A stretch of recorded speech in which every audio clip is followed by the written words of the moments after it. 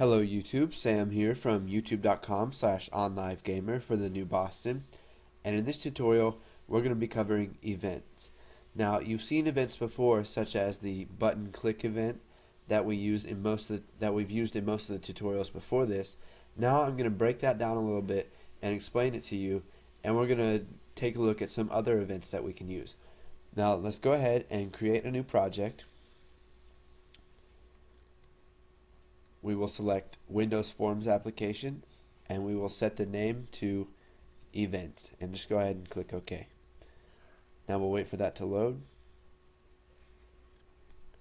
Okay, so now we're going to go ahead and head over to our toolbox, and we will select a button and place it on our form. Now we'll go ahead and resize the form some here, and we'll make the button a little bit bigger. So we'll just go ahead and leave the text value the same because that's going to be changing pretty soon, and we'll change the name to button events.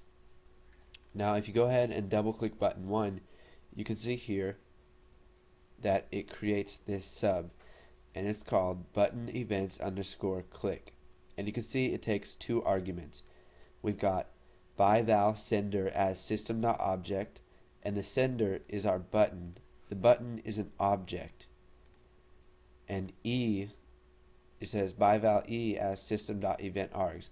E is the event args that is being sent.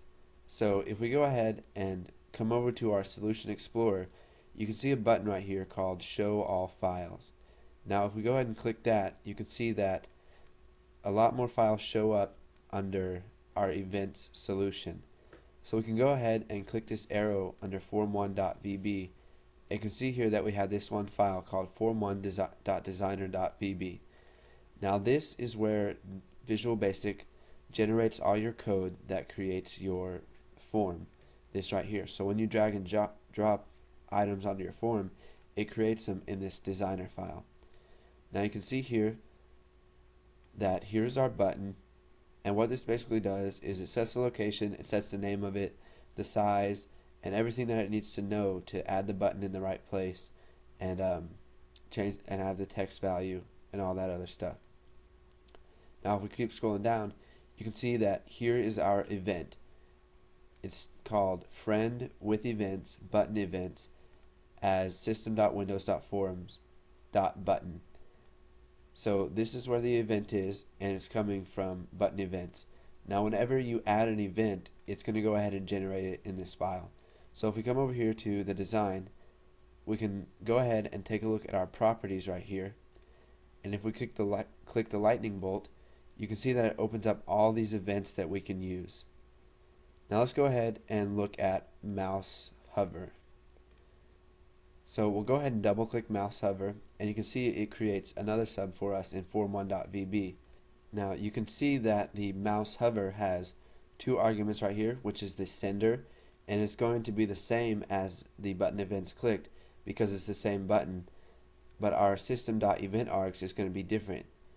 So we can go ahead and just take a look at what this will do. So if they mouse hover, then we're going to go ahead and type button events.text equals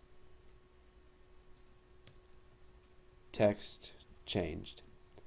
So whenever they hover their mouse over there, it's going to say text changed. Now let's come up here and we'll add something under button events click. We'll type messagebox.show sender.toString, and we'll type messagebox.show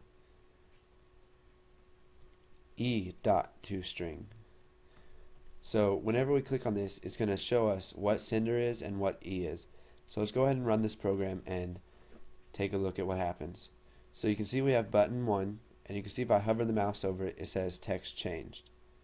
And it won't change back because we would have to create another event for the mouse leaving this button.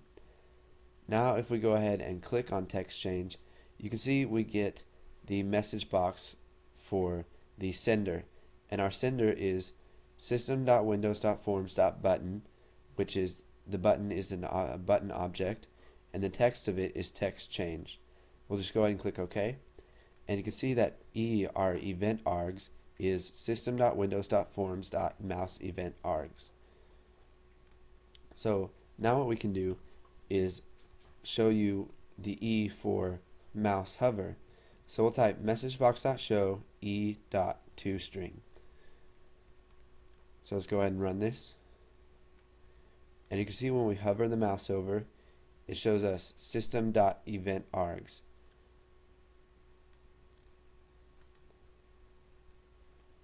So go ahead and add some objects to your form in the designer, and go ahead and click the lightning bolt and take a look at some of the events that you can make.